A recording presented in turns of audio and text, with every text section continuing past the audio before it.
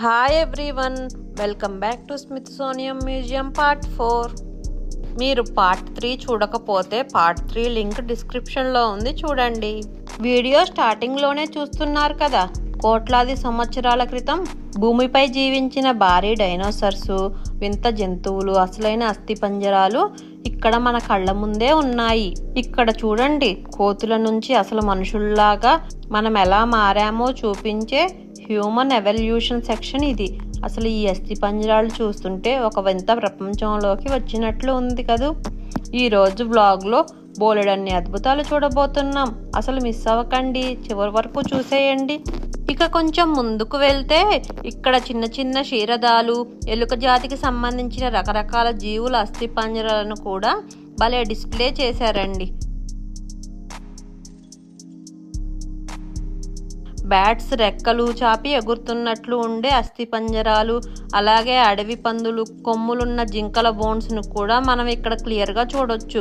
ఇక ఈ సెక్షన్లో అన్నిటికన్నా హైలైట్ ఏంటంటే ఇక్కడ కనిపిస్తున్న ఈ భారీ అడవి ఎద్దు అస్థిపంజరం అండి. ఇంత పెద్ద జంతువు బోన్ స్ట్రక్చర్ని అచ్చంగా నిలబెట్టినట్లు ఎలా డిజైన్ చేశారో చూస్తుంటే చాలా గ్రేట్ అనిపించింది. పిల్లలతో పాటు పెద్దవాళ్ళు కూడా ఇక్కడ చాలా విషయాలు తెలుసుకోవచ్చు. ఇక ఇక్కడ నుంచి మనం ఇన్ఫర్మేషన్తో కూడిన మరో అద్భుతమైన బ్లాక్లోకి వచ్చామండి. మన మనుషుల తలబుర్రలు మరియు ముఖరూపాలు పూర్వకాలం నుంచి కాలక్రమేణా ఎలా మారుతూ వచ్చాయో ఇక్కడ పెట్టారు. ప్రతి ఒక్క స్టేజ్లో బోన్ స్ట్రక్చర్ని ఎలా డెవలప్ అవుతుందో చాలా నీట్గా డిస్ప్లే చేశారు. ఇక్కడ కనిపిస్తున్న ఈ వింతైన అస్థిపంజరం ఎవరిదో తెలుసా? ఇది ఒక పెలికాన్ పక్షి అస్థిపంజరం. చేపలను వేటాడటానికి వీలుగా దీని ముక్కు ఎంత పొడవుగా ఉందో చూడండి. ఇది చూసి నేను షాక్ అయ్యాను ఫ్రెండ్స్. ఈ తాబేలును చూడండి ఎలా పెట్టారో. అసలుకి గోడల మీద మూలల్లో తిరిగే చిన్న చిన్న బల్లులు, సాలమండర్స్ అస్థిపంజరాలను డిజైన్ కూడా ఎంత డీటెయిల్డ్గా ఉందో చూడండి. ఒక చక్కటి ఆర్ట్ లాగా ఫ్రేమ్ చేసి ఉంచారు. ఇక్కడైతే పాములను కూడా వదలలేదు ఫ్రెండ్స్. పాములను కూడా చూడండి ఎలా పెట్టారో డిస్ప్లేలో. సముద్రపు రాక్షస చేపలను పెట్టారు డిస్ప్లేలో. ఎంత బాగా డిస్ప్లే చేశారో చూడండి వాటిని కూడా. ఇక సముద్రంలో పక్షిలాగా ఈదుకుంటూ వెళ్లే రేస్ చేపల అస్థిపంజరం చూడండి. వీటి రెక్కలు లాంటి నిర్మాణం, పొడవైన తోక, ఎముకలు ఎంత విచిత్రంగా ఉన్నాయో. ఇది షార్క్ ఫ్రెండ్స్. ఇక్కడ మెయిన్ అట్రాక్షన్ ఏంటో తెలుసా? ఈజిప్ట్ మమ్మీలు. అసలు వేల సంవత్సరాల క్రితం మనుషులు చనిపోయాక కూడా వాళ్ళ బాడీలు పాడవకుండా ఎలా దాచారో చూస్తే నిజంగా మైండ్ పోయింది. చనిపోయాక కూడా ఇంకో లైఫ్ ఉంటుందని వీళ్ళు గట్టిగా నమ్మేవాళ్ళంట.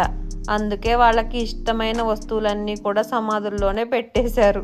అయితే అసలు ఈ మమ్మీల లోపల ఏముంది, వాళ్ళు ఎలా చనిపోయారు అనేది తెలుసుకోవటానికి సైంటిస్టులు ఒక క్రేజీ ఐడియా వాడారు. ఆ కట్లన్నీ విప్పితే మమ్మీలు పాడవుతాయి కదా. అందుకే వాటిని అస్సలు టచ్ చేయకుండా డైరెక్ట్గా హైటెక్ సిటీ స్కాన్, ఎక్స్రేలు తీశారు. అలా సైన్స్ సాయంతో ఈ మమ్మీలు వెనక ఉన్న బోలెడన్ని సీక్రెట్లు బయట పెట్టారు. బై ది వే, ఇక్కడ కేవలం మనుషులే కాదు, జంతువుల మమ్మీలు కూడా ఉన్నాయి. వీళ్ళు దేవుడికి కానుకగా ఇవ్వటానికి పెంపుడు జంతువులని, పవిత్రమైన యానిమల్స్ను కూడా ఇలా మమ్మీలుగా మార్చేశారంట. వినడానికి వింతలా ఉంది కదా. ఇక ఈజిప్ట్ సెక్షన్ దాటి కొంచెం ముందుకు వెళ్తే కోట్లాది సంవత్సరాల క్రితం మన భూమి ఎలా ఉండేదో చూపించే ఒక సూపర్ వరల్డ్లోకి వచ్చేసాము. డైనోసార్ల కాలం నాటి అడవులు, అసలు నేచర్లో చిన్న చిన్న కీటకాల గుడ్ల నుంచి ఎలా లార్వాగా మారి ఎలా రూపాంతకం చెందాయో అంతా లైవ్ లో చూడొచ్చు. ఇక ఇక్కడ పిల్లల కోసం ఒక చిన్న ప్లే ఏరియా కూడా పెట్టారు. పిల్లలు ఇక్కడ కొంచెం సేపు ఆడుకున్నారు. ఇక ఇవన్నీ చూసి మ్యూజియంలో నుంచి బయటికి వచ్చాము. ఇదేమో మ్యూజియం ఫ్రంట్ సైడ్.